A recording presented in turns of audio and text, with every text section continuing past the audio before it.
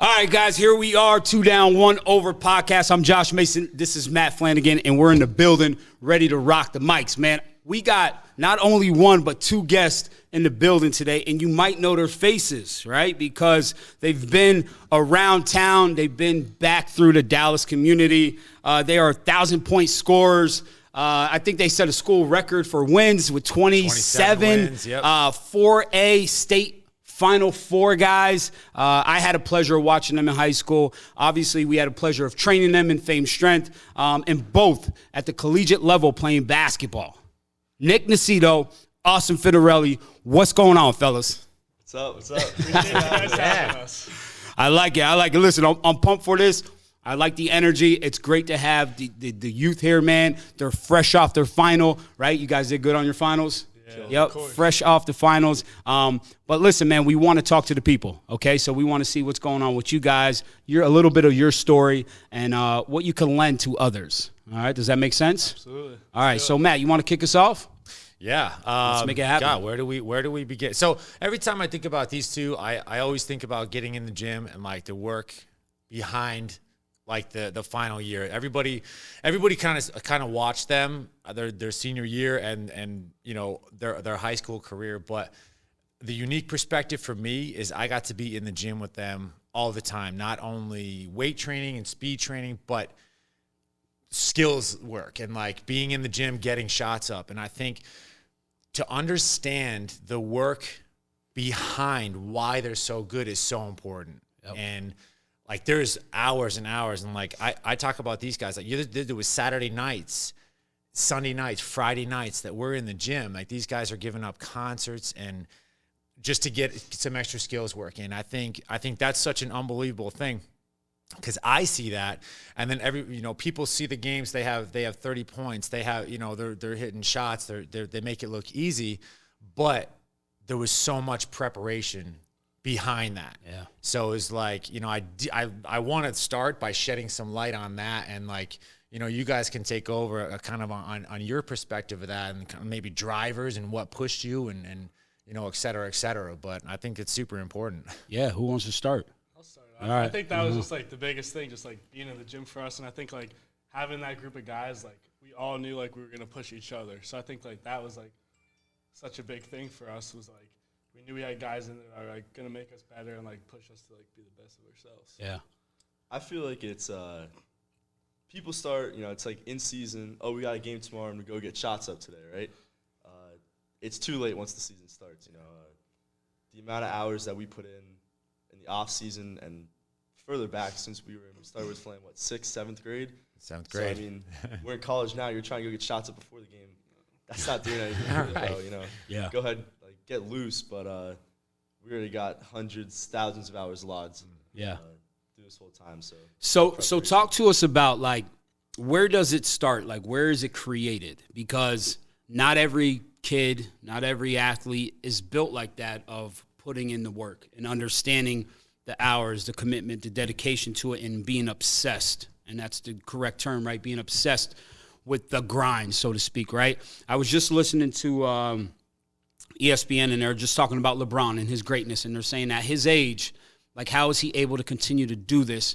But it all falls back on his preparation and what he puts in that people don't see, and it's regimented, and he's dedicated to it night in, night out, in season, off season, from high school to this point, and obviously it speaks volumes of seeing where he's at. But talk to us a little bit about where you think you gained that edge or that mentality to say, like, I got to do more, I got to do better, I got to stay in the grind. Like, where did that come from? How did it start?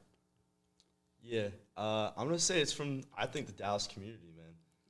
You see kids in other schools, they're driving hours to go train, hours to work out and practice with other good players. And kids from Dallas, I mean, we stay and work out here. Yeah. I think it starts when you're young. You drive around the little leagues, every field is packed. It starts when you're a kid. And you are who you train with, right? I mean, there's a reason me and Austin still train together. We still train with Cumbo, my brothers. We still train with all these kids from Dallas. It's because we know that from a young age we were always the ones pushing each other, and it's going to stay like that. I don't got to go far. to find guys to work out with. Iron sharpens iron, right? Iron sharpens iron. Yeah. How many times What have we about said you? that? Yeah, I agree with that. I mean, I think it's just like once you find like what you love, like the grind is just something like you live for. Like you want to do it every day. Like you know you're gonna work for it, and like you said, like we had a community where like we had guys like that were gonna push us to make us better, and we had trainers who like are gonna help us along the way. Like Coach Wilson, 7th grade, like he was pushing us to like be better. So like we have people to do it. It's just like doing the work and just getting it done from like a young age. Yeah. People are coming here, man. They're coming That's to it, man. us. We're Getting not going famous, anywhere. baby. Getting famous. I coming like here. it. I like it. I want to piggyback off that a little bit. It's cool because you like I really met you guys in 7th grade, and I still have your moms saved in my phone as 7th grade Austin mom, 7th grade Nick mom to this day. You know, as you guys are college freshmen, now going to be college sophomores, but that age, you guys dominated. You did really well, and it's easy to get complacent. And from my career, I've seen complacency set in, but you guys had this great work ethic, and I remember training. You know, your brother Steven was there, Sammy was there, and you know we started some weightlifting stuff, and then you have like big dogs like Austin, or not your Austin, Alex Charlton, like Jay Bittner, you know Nick Kocher, guys getting into some serious training and doing well for themselves, and then you know you guys are on the rack in the corner just getting started. You know you're doing like TRX Pups. work, and you know and starting very basic and doing goblet squats. These guys are doing cleans, presses, stuff like that. Humbling, right? And shed a little bit of light on that because now you're the big dogs and everybody is looking up to you guys. I think that was huge, just like being in that environment, and, like seeing like where those guys were at, and like we're over there using like the 35-pound bar, and then they're over here like lifting a lot of weight. And I think it's like inspiring. Like we looked up to them at that age, and that really like what got us going, and not to like get complacent or do anything like that, and just keep pushing like just to see where they're at. Yeah. Yeah. It was the environment, man. Like he said. I mean, it was never. I feel like it wasn't after a game. It was like, oh, we beat this team by 20, 30 points because we're younger, we're just faster. That's not what we were worried about. We were worried about, oh, Austin's over here. He made 10 shots in this drill. I only made 8. Or the older kids, look how much he's lifting. I got to get to that point. It was like, if there wasn't competition out there, it was competition within the group. Yeah, that's huge. Started there.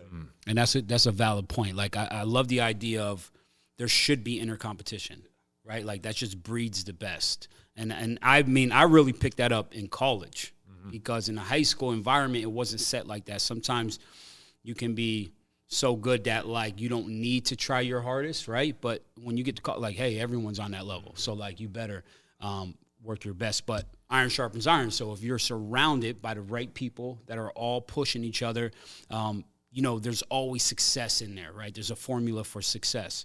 Talk about, you know, as far as you guys going through your junior high into your high school career. Your senior year, you go to the Final Four, right? That was dope, man. We were able to watch that and follow that. I mean, you had a community behind you. It was big crowds. People were traveling. It was exciting. I have a son, you know, in your brother's age too, but they got to see that, right? And I was grateful that they got to see that and be able to touch it and be close to it because it gives that sensation of like, hey, this is possible, and put them on a big stage. But talk about, you know, what that meant to you guys. And how it worked out from understanding the work that you did put in to get to that senior year to like be so close to that state title game. And do you feel like, I don't want to say it's a failure, but what do you say in that moment? Is it like, hey, all of that buildup and work got us to this point and I'm grateful that it was there? Were there things that you missed that you feel like, damn, if I would have did this, maybe this would have got us to the chip? Like, talk about the experience of that journey of like ending in that state Final Four. I would say at the end, there's no sour feelings at all. And I think that's because we knew we did everything we could. Yeah. I feel people, you know, you feel bad if you feel like you could have done more, but I know Austin knows. I mean, the guys on our team, we know we put in the work that we did. There was nothing we could do, man. We were outmatched in that game. I think that helps a little bit, too. It wasn't like we lost on a buzzer beater. All right. So, I mean, like I said, we did the work. We knew we did everything we had to do prepping to go into that. Not making excuses for injuries, nothing like that. We were there for the game. We lost, put in the work. Yeah. Yeah, I agree with that. I think, like, looking back on it, like, that was such a cool experience, but, like, going through it, like, we really were just, like, living in the moment. Like, we, like, won a game, and it's like, all right, let's get back to work and, like, move on to the next one. So, like, I feel like we did everything we could, and just too That's cool. I think, like, as you know, watching you guys kind of grow up, I think one of the greatest attributes that you guys got your senior year was your leadership. I think that was amazing. And both of you really led by example, okay? You guys, you know, like we talked about the work that you put in, but Nick, huge vocal leader, like Austin, huge vocal leader. Austin broke his hand and then still played in the district championship. And that's how much it meant to him and meant to the team. But I think what made that team so special was the team aspect. And these guys played such a huge role in getting guys together as a team and really getting people. It started in the off season too, because more people started to come out for off season work and building that bond and building that relationship. And something that we've talked about on the podcast a lot is that, like, how important it is to have team chemistry. So what was that like for you guys? Or did you even realize what you were doing, or did you, like, you know, was there a method to it, or touch on that a little bit? I think you felt like everyone like knew like what we were going for, so like it was easy because like everyone bought into like the big picture. Like we had guys knowing what they had to get done and like being unselfish. So like it was really easy like from that, and like just us talking, like we knew what we needed the guys to do. So like we would talk all the time about it and just like make sure that guys are on the right page. Like if you needed to pull them aside, like tell them like this is what we need from you. So like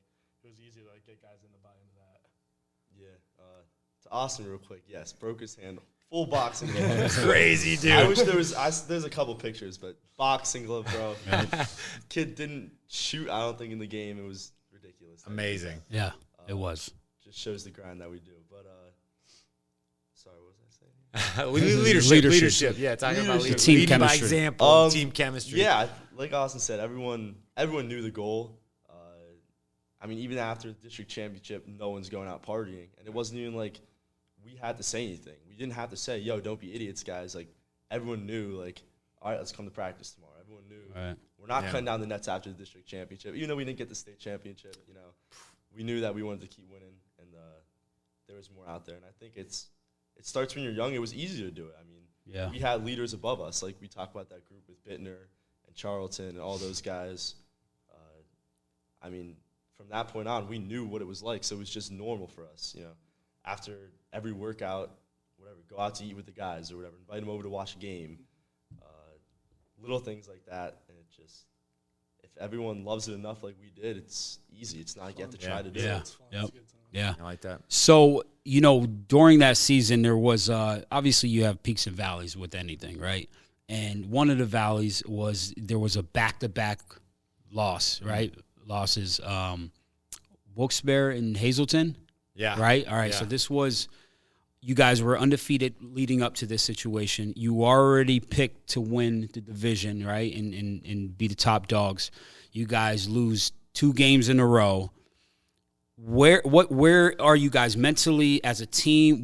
Did you address the team? Did you guys have these standards to say we're not living up? What changed in that? Because once you broke out of those 2 losses, you guys went on a run, right? That was obviously you didn't lose until you got to the Final Four.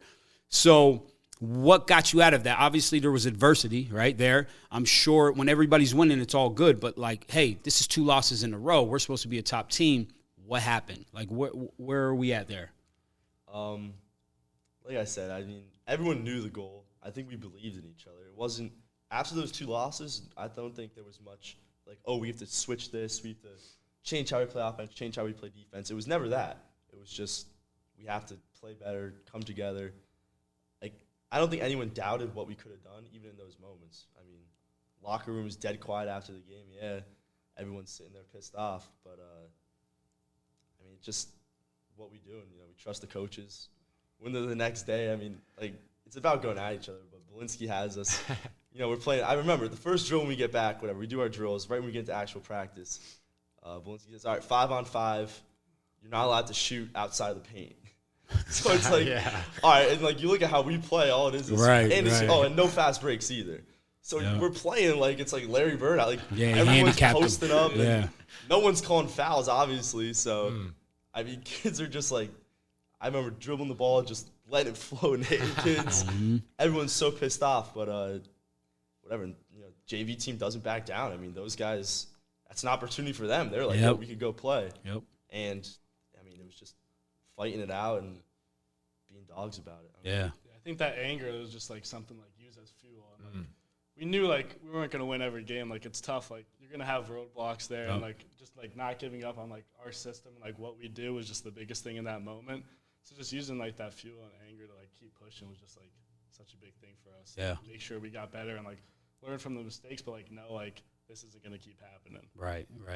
Like it. I think, and like looking back as we're like kind of reminiscing on the year, a cool part is that you both scored 1,000 points, and that's a hell of an accomplishment for a high school basketball player. It's amazing. You know, you have to play a lot of minutes, you have to score a lot of baskets, obviously, and you both did so in the flow of the game. It was more about the team, and I see people stress about the numbers and stress it, but what you guys did really well is you just let it happen in the flow of the game. It was cool because it almost happened in the same game, which was like that would have been insane. That I don't know if the building would still be there if that happened, but it was really cool. And I want you to touch on kind of that mentality and approach to that, because you weren't really like, yes, it's a monumental achievement. You have to celebrate it. It's a big deal. You have to celebrate. I really believe that. And, you know, as like coaching you guys on both sides and on the court and in here, I want to celebrate that. But, you know, Nick touched on this and Austin, you touched on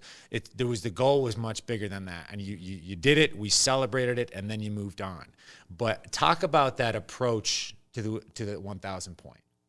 I mean, I think it was a celebration for us, obviously, but like we're not getting that done like without our teammates. And like for me personally, like Nick assisted me in probably like more than half the points. Like I'm not scoring anywhere close. Like without my point guard, like it's like almost every single one. And like other guys are setting screens for us. So like it's a celebration for us, but like it can't happen without the team. And like that's what we said. Both of us said it after we scored. Like this is like for you guys. Like you like helped us get here. Yeah. So like just like achieving that and like working towards that to accomplish it was just huge for us, I think. Yeah. I mean, it was one of those things like even before all of it happened, if you remember, like we knew we were gonna hit 1,000 as long as we stayed healthy. That wasn't the question. And I remember you came out to eat with us. Polinsky took the 4 of us out to eat, and he was like, I remember even then it was like he was like, if we said anything, he's like, all right, what do you want? Do you guys like, do you want balloons? Do you want? And like obviously we're like, oh come on, it's like, just give me a ball, like just the ball. So, oh, okay. We got to get you, like, anywhere, whatever it was hard. We weren't allowed to talk about it. And it stems from the highest up, man. They instilled in us from the beginning that it wasn't about the points. I mean, and yeah, like Austin said, it was a thank you to everyone else. I mean, it was one of those things, like, it was just decompress, celebrate where we were in the season. Sure. But it was like there's a bigger goal going on. And especially, I think my 1,000 points shows a lot about the team, because if you remember my 1,000 points, so Is that Lehman, right? Austin got his, Austin got his against Crestwood, and then the next game I think I was like 22 points away. We played Lehman, who was a terrible team. No offense. Lehman was terrible, and the next game we had Pittston, who's a really good team. Mm-hmm. So I mean, everyone is like, all right, we're not doing this versus Pittston, because you hear all those stories. Yeah. You score 1,000 points, you call a timeout, the other team goes on a 15-0 run, and we're like, we're not doing that. So my 1,000 points actually wasn't in the flow of the game as much as all my other points were. But so we went into that game, and everyone was like, all right, let's just get it out of the way. And I scored, 20 points in the first quarter because I was the only one shooting. Yes. I was at Austin took 2 shots that game, which he's never taken his whole career.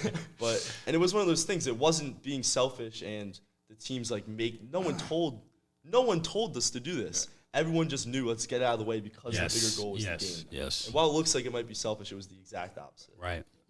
Yeah, I remember. I like that. Good point. All right, so you guys, separate, right? You guys spent all these years together, growing up, working hard, grinding. You get to this Final Four, you have all the accolades, and it's college time, and you guys go your separate ways, right? So you go your separate ways, and now what, right? Where is your mentality at? What is your approach to the game? Obviously, you're now meeting new teammates, and there's new energy and competition and different levels of basketball and coaching philosophies, and you're running into these things. Talk about maybe the beginning of going into it and then how it evolved throughout the season to the end of your college experience.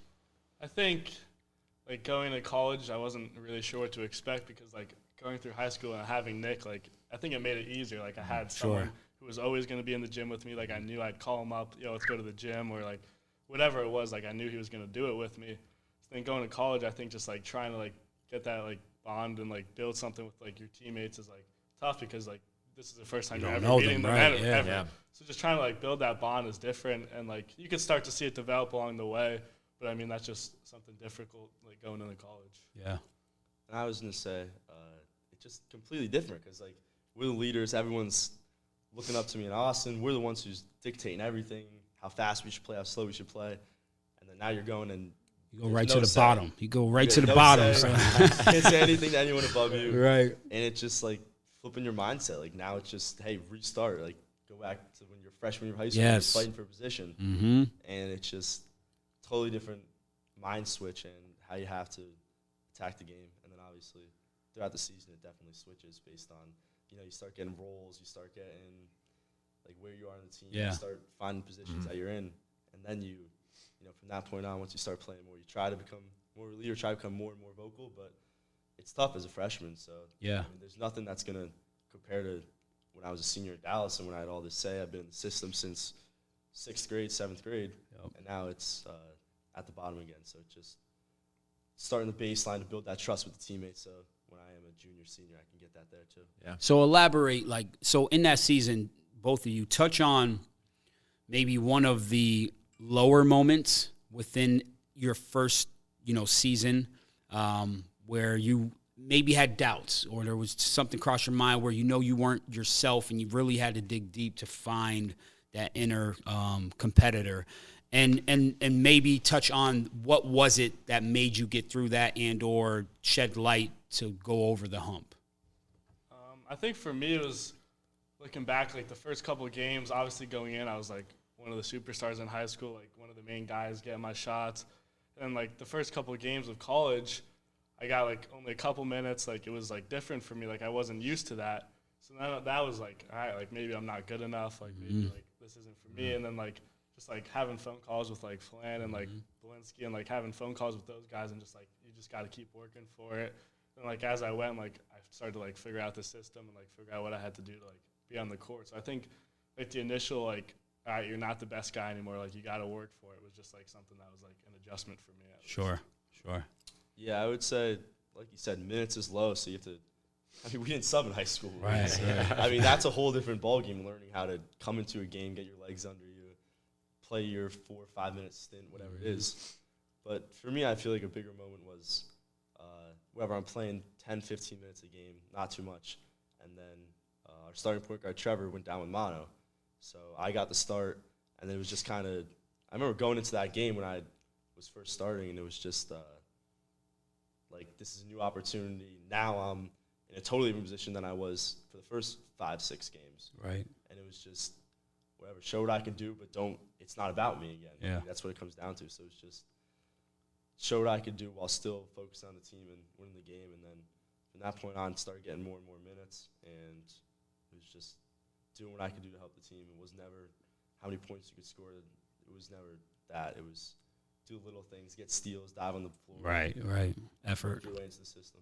I love the mentality, and I had the pleasure of seeing both you guys play in college a little bit, and a couple games actually. I was fortunate; I was able to see a couple games, and I can kind of see that growth in you guys and getting adjusted to the team, and then later in the season, kind of finding a little bit more of a role. But it's tough. Like as a freshman, it is, and I've been in the same shoes as you, and you know, I remember, I look at it like you guys were pretty prepared for, and that's on you. That's you guys did that, but you guys really prepared yourself. And I remember watching a game at E-Town, and Austin makes a defensive play. A guy is going up for like a floater on the baseline. He blocks the shit out of him, and then it goes off his leg, out of bounds, going the other way. It's for Scranton. Huge play, like big time momentum changer.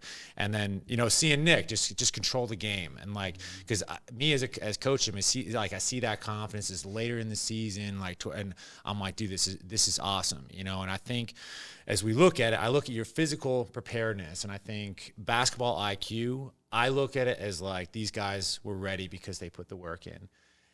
I think the biggest thing is the mental adjustment going to college. it's a different game. You're playing two halves now. You're with guys that are older, they're stronger, they're all fast. You know, you can't just dominate the league like you did in the WVC. What would you do to prepare more for the mental side of things, you think?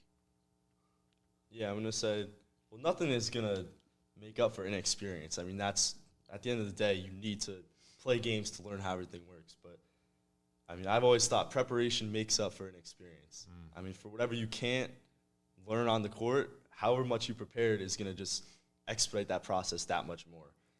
And I mean, going into it, I think I would. I mean, everyone tells me defense, right? It was always awesome playing defense. I know it was. Defense. Everyone said that. But, I mean, that's what gets you on the court. If you play defense, Sure. It doesn't matter how bad you're shooting. It doesn't matter if you can't even dribble the ball. I mean, if you can play defense, you're going to get in. Kids, did you hear that? Yeah, I know. Yeah. Speaking to all the kids out there, did you hear that? Defense will get you on the court. All right, go ahead. Sorry to cut you off. Yeah, I'm going to say it's defense. And the other thing is just, like, numbers matter. I mean, it's not like in high school you have points. I mean, maybe you count your assists in your head, but no one's keeping track. In high school or in college, everything, you go after the game, you have every stat. Plus, minus, all Yeah. that. So it's like, oh, you could be complaining about playing time, but then you look at the stats, and it's like, Like, oh, I'm dude, seeing them shooting you're not 4 for producing, 25 right. from 3, right? Mm-hmm. So, I mean, like, it's just accountability. And sometimes that messes with people's heads. You know, you're seeing the numbers, so you get, like, oh, shoot, like, I'm shooting this bad, and it's all in your head. So, I mean, it's about, like, keeping track of everything. I mean, look at yourself in high school, look what you have to do and practice it. But use numbers, man. Like, look at what you're shooting, look at what you can be shooting, what you should be shooting, get to the goal. Yeah, like it. Yeah. You know, I agree with that. I mean, I think that was a huge thing too, because like in high school, we didn't really look at our numbers that much and like see what we were shooting. I just remember like after a couple of games, like my coach brought me in and like started to show me the numbers and like really like break things down, like where I was shooting from, like percentage and stuff like that. And that was kind of like eye opening for me. And he's like, you're constantly like driving left and like you're better off that pull up. So like looking at it like more in depth, like I think that was like an adjustment for me because I never really like, saw it that way. It was always just like go out there, like I'm gonna get my shots up, like whatever comes to me comes to me. But like it's a lot more in depth. Like Yeah. I like that. They say what you don't track, you can't measure. Yeah. Right. So it's like that's facts all the way. So talk to us. So obviously you're done with your freshman year. Are there things that you've learned that you would go back to either tell yourself in high school or even just speak to the kids now? Like, hey, you know, would you give advice to? Like, what would you give to them at this point? Because obviously you understand what the high school game is, and you guys are only a year removed from that. So what is something that you would advise the kids, the juniors, the seniors that are now, you know, in their season in the high school realm that want to play a collegiate sport? What are some things that you would give them for tips and success? I'm going to say get in the weight room and do the right stuff. I mean, there's a lot of guys who are college basketball players, and I mean, I also talked about this. Like, there are kids who are just hoopers. Right. Guys who, you know, I mean, you look at other teams and like these guys, they don't lift, they haven't ever done speed and agility like we do here, and that's where we get the extra step. I mean, I'm not even 6 foot, and everyone in college is huge. Yep. So I mean, where I make all that gain is through the little things. It's not just going to the gym and benching and squatting and doing that stuff. I mean, you got to do all the side work that we do here, all the stability, warm up, everything, recovery, right? Everything. Nutrition, and that stuff might not show. You know, I might not look the biggest, look the strongest, even I might not sprint the fastest, but all those little cuts and those things that just make you an actually good basketball player, that's what's going to help. Yeah. I would say just like you're not good enough. Like going back, like right when you feel like, you know, like I'm really good, like someone's passing you. Like, you're not that good. Like get in there, like you're going to see like we scored 1,000 points. Like no one cares about that in college. Like it's like completely different. So like the speed and stuff you're going at now might be good enough like for high school, but like looking back, like it has to be like at the next level where it's like uncomfortable. Yes. Like, that's what it's going to be like. Love that. Uncomfortable, dude. It's beautiful, man. It's huge. That's right. Nice. What else you got? Well, all right. So here's what I got. What's your perspective going into this summer? Like, what are major goals for yourself? Like, moving forward, like Josh said, you have a year under your belt, and now like you're starting to get more comfortable. What do you want to see more out of yourself, out of your team? Like, what's your mindset going into training? I think, obviously, like, the game's a lot faster, but like laterally, I think like just like being able to move side and side, and like he touched on before, defense is everything in college. So if you're gonna play defense, you're gonna play. So just like being able to move laterally and not let guys go by you, and just overall just getting quicker and stronger is what I think I'm most focused on. Yeah. Before you answer that, Nick, so I want to touch on this. So Nick was rookie of the year. Rookie of the year, yep. So, I mean, that's huge freshman, right? So congrats again, right? But here's what I want to say is, like, athletes put in so much work, the time, the commitment, the dedication. They're obsessed with what they do. But sometimes things happen. That's out of your control, right? And this kid goes through his freshman year, you know, has a great freshman year, earns rookie of the year, and then tears his ACL, right? So you tear your ACL after this great performance his freshman year, and it sets you back. Now, I know you, Nick, and I know physically you're capable, dude. Like, that's what you do. You put work in. I understand your mind. You got your mind right? But let's touch on the mind.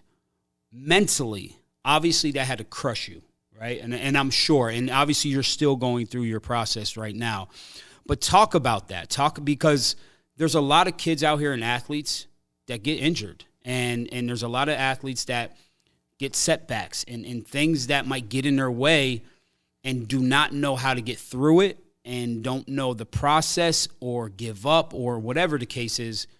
But here you are at the top, you know, in your freshman year, and then all of a sudden something happens that you didn't think would happen.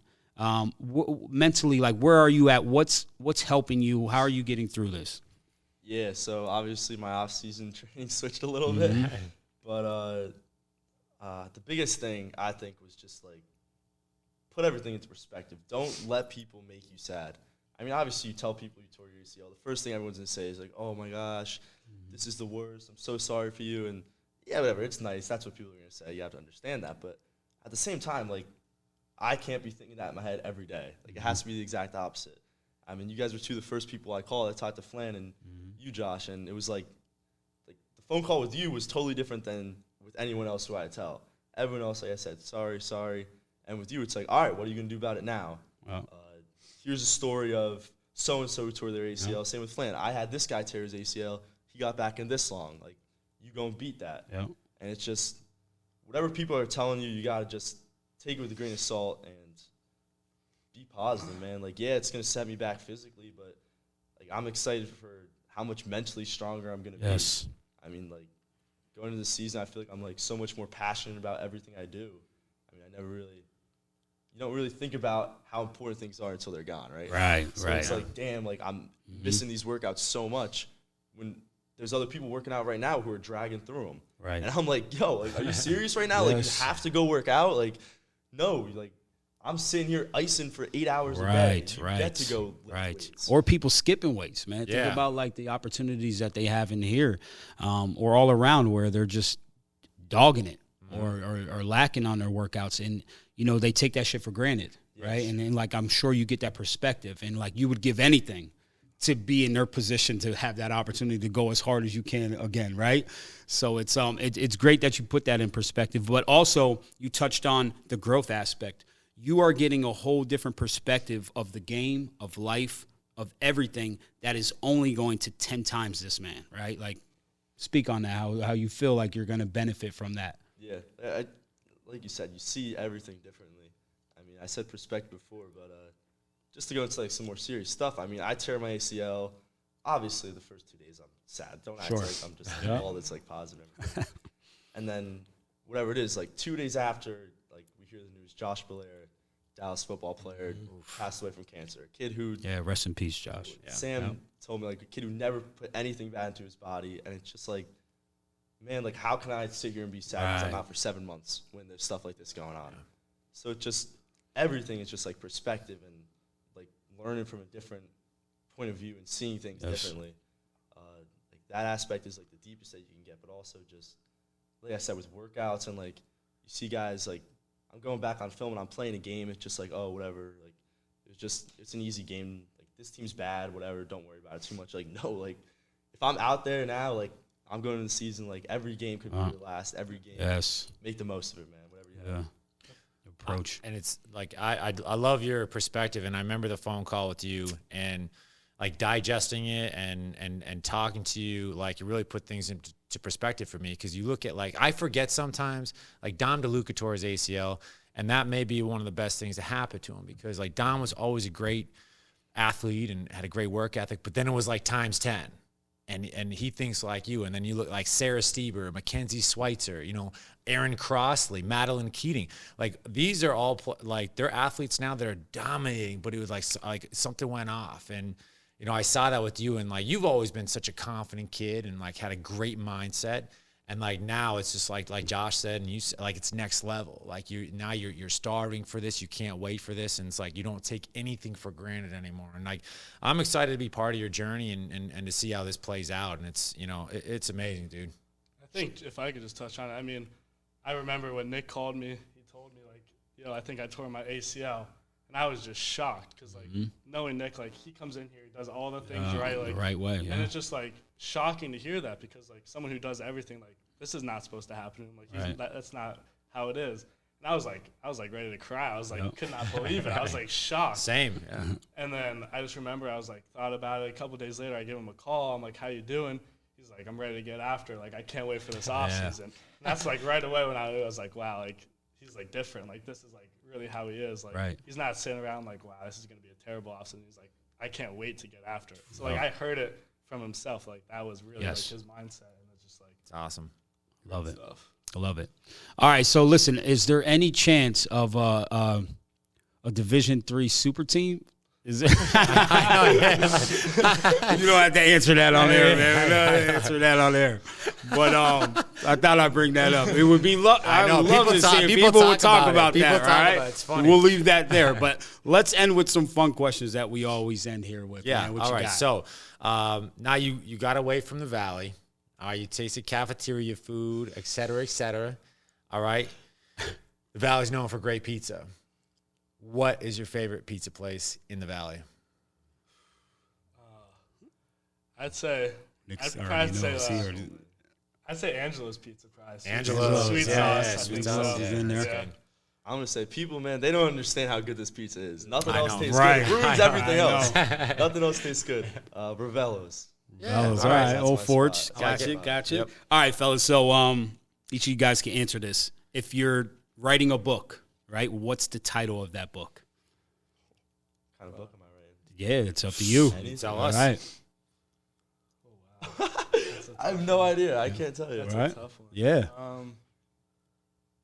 Like an autobiography. Think it was autobiography, I would right? say, What would be the title? Let's say. That's tough. To I'd be say- continued. Yeah. The I next guess I'd time say we have have no him on. regrets. Don't look back. Maybe. Yeah, don't look back. Okay. Okay. All right, I like that. That's some Moving substance. forward. Yeah. I don't know. That's a tough one. What you thinking? I'll say Dallas Bill. Dallas Bill. Oh my goodness. You're paying this man. Go ahead. I like that. Is there a day-to-day motto that you live by? Get your mind right, man. Beautiful. Yeah. It's on I the like wrist, to hear, man. It's It's on the wrist. Get your mind right. You know it. I like be yourself. Just like you don't Yeah. do what you gotta do and just be yourself. Yes. With it. Yes. I like it. And actually, to piggyback that, Austin, I got the opportunity to catch some of your games, but it was on like the computer or the TV screen. And I was watching both of you, and the one thing that did stand out to me was that you guys weren't trying to be somebody else. Like, that's what I noticed of watching you through the high school years and then seeing you on the court. It wasn't like you were A, timid, or B, trying to be somebody else than yourselves. Just watching you, I was like, yeah, that looks like Nick. That looks like Austin. Like, he's playing his game. And that's, I appreciated that, seeing that. You know what I'm saying? So keep doing that. We wrapping up with anything else? No, listen, pleasure having you guys on. Oh, This yo, has you been know what? awesome. Put out your IG, Twitter accounts, things like that, where people can follow you. What does it look like? What does it sound like? Go ahead. Just Nick Nocito. Yay, there it is. Nick underscore Nocito. All right. Mine's just Austin.Finarelli 1 or something. I just got a new Instagram. There you go. I actually just got a new Here's the Instagram. big drop. The big drop. There it is. I did just Exclusive go on to 2 down, 1 over. Austin just followed me back on Instagram. Is that right? Nice. Damn. He's got like 100 followers. Just man. got Hell yeah. Shit. I'll All be right, sure he's to look fresh. that up today. Yeah. We'll If I check get it that out. follow We'll check back. it out. And you can find it. If you're looking for it, you can find them at Fame Strength. They'll Yeah, probably I be know. grinding this summer, putting the work in. But that's it. That's it. This is 2 down, 1 over. I'm Josh. This is Matt, Nick, Austin. We're in the building. We'll see you guys at the next episode. Peace. You guys having us.